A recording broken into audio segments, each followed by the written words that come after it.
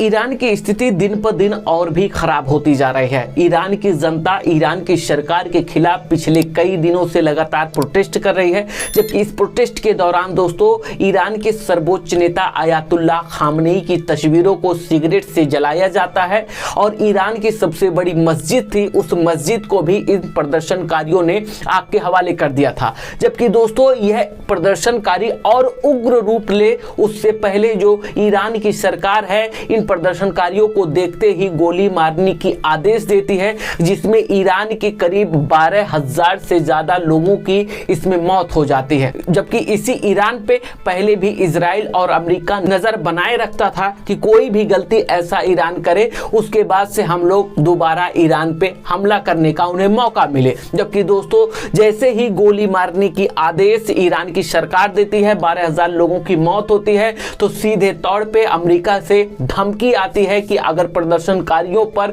गोली चार्ज हुई या प्रदर्शनकारियों पर कोई कार्रवाई हुई तो सीधा तौर पे अमेरिका अटैक कर देगा ईरान पे। जबकि दोस्तों ईरान की तरफ से भी खुली धमकी दी गई है और इस स्थिति में दोस्तों जितने भी अलग अलग कंट्री के लोग ईरान में रह रहे हैं, अब जो देश है दरअसल अपने लोगों को ईरान से निकाल रही है, क्योंकि ईरान की स्थिति आने वाले समय पे और खराब हो सकती है। जबकि दोस्तों ईरान की स्थिति को लेकर और भारत के जो नागरिक ईरान में है उसको लेकर असदुद्दीन ओवैसी ने क्या कुछ कहा है, आप उनका पूरा वीडियो देखिए। मेरे पास तो 5 ऐसे स्टूडेंट्स की मालूमात हैं जो हैदराबाद के हैं, जो वहां पर शहीद बहेश्ती यूनिवर्सिटी में मेडिसिन की तालीम हासिल कर रहे हैं।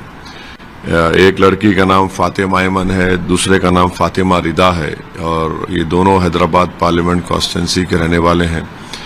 और सौों की तादाद में भारत के स्टूडेंट्स ईरान में पढ़ रहे हैं और इसमें सबसे बड़ी तादाद तो कश्मीरी नौजवान बच्चे और बच्चियों की है। तो मेरी भारत सरकार से उनसे ये रिक्वेस्ट है और डिमांड है कि वो फौरन उनको वहाँ से इवैक्यूएट करें।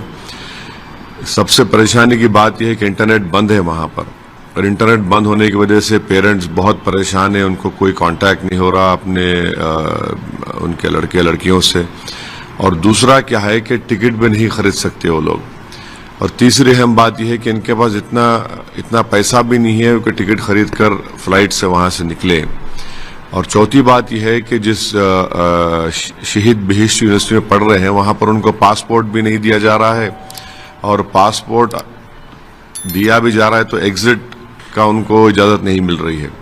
तो इसमें बहुत ज़रूरी है कि मिनिस्ट्री ऑफ एक्सटर्नल अफेयर्स और ख़ास तौर से हमारे एक्सटर्नल अफेयर्स मिनिस्टर जनाब जयशंकर साहब, फॉरेन सेक्रेटरी फौरन कुछ प्लान बनाकर वहाँ से भारत के इन नौजवान लड़के लड़कियों को इवैक्यूएट करें, क्योंकि मीडिया में जो आ रहा है हालात वहाँ पर ख़राब हैं। और फिर ट्रंप अगर कुछ होता है वहाँ पर, जंग के हालात पैदा हो जाते हैं तो फिर और परेशानी बढ़ जाएगी। तो बेहतर यह है कि जितना जल्दी हो सके भारत सरकार हमारे इंडियन स्टूडेंट्स को वहाँ से इवैक्यूएट करे और वापस देश को लेकर आए। मैंने कल रात में ईमेल के जरिए से जनाब जयशंकर साहब को और फॉरेन सेक्रेटरी को ईमेल किया है। ये जो 2 लड़कियों के डिटेल्स मेरे पास थे उनसे शेयर किया हूँ। तो अगर वो जल्दी, सिर्फ कई सौों की तादाद में वहाँ पर इंडिया के स्टूडेंट्स पढ़ रहे हैं, और जब तक भारत सरकार एक इवैक्यूएशन प्लान नहीं बनाएगी उनको ज़रूरी है ताकि हम लोग जल्द से जल्द वहाँ से तेहरान हो या ईरान के मुख्तलिफ मुकामात पर हैं उनसे लेकर वापस भारत को लाएं। बहरहाल कभी तो जल्दी मायावती जी वीडियो कॉन्फ्रेंस नहीं करते हैं, और जब वीडियो कॉन्फ्रेंस करते हैं दोस्तों तो इनका स्टेटमेंट धुआंधार ही स्टेटमेंट होता है।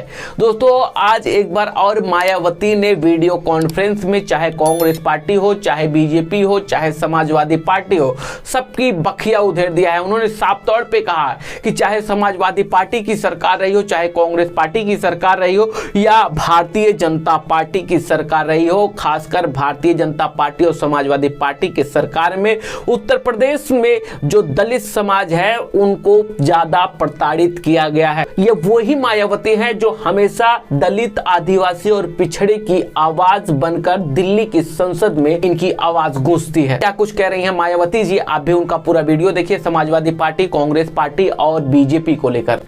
यहाँ कांग्रेस, बीजेपी व सपा आदि का भी शासनकाल देखा है, और खासकर सपा के शासनकाल में तो यहाँ अधिकांश गुंडों, बदमाशों, माफियाओं व भ्रष्ट लोगों का ही राज चलता रहा है, जिसमें इनके खुद के समाज को छोड़कर अधिकांश अन्य सभी वर्गों का शोषण होता रहा है।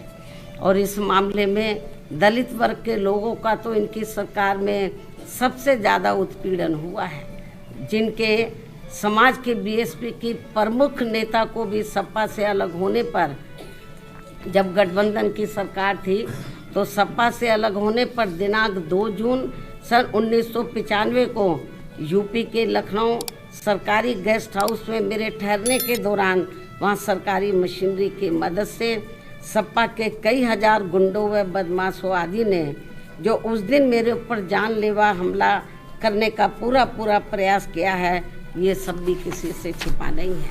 इसके अलावा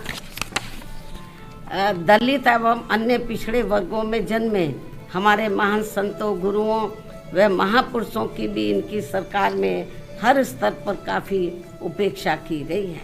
संसद में दलितों के पदोन्नति में आरक्षण से संबंधित लाए गए बिल को भी सपा के सांसदों द्वारा फाड़ दिया गया था। मान्यवर श्री कांशीराम जी के देहांत होने पर इनकी सरकार द्वारा इनके सम्मान में एक दिन का भी राजकीय शोक घोषित नहीं किया गया था। पिछड़े वर्गों का भी आरक्षण संबंधी ज़्यादातर लाभ इनकी सरकार में केवल इनका खुद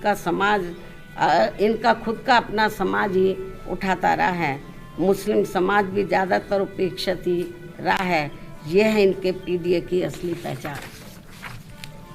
वहीं दूसरी तरफ बीएसपी की रही सरकार में हमने किसी भी वर्ग व धर्म के लोगों के साथ किसी भी मामले में कोई पक्षपात आदि नहीं होने दिया है और हमने पिछड़े वर्गों में इनके खुद के यादव समाज के हितों का भी पूरा ध्यान रखा है, आगे भी रखेंगे।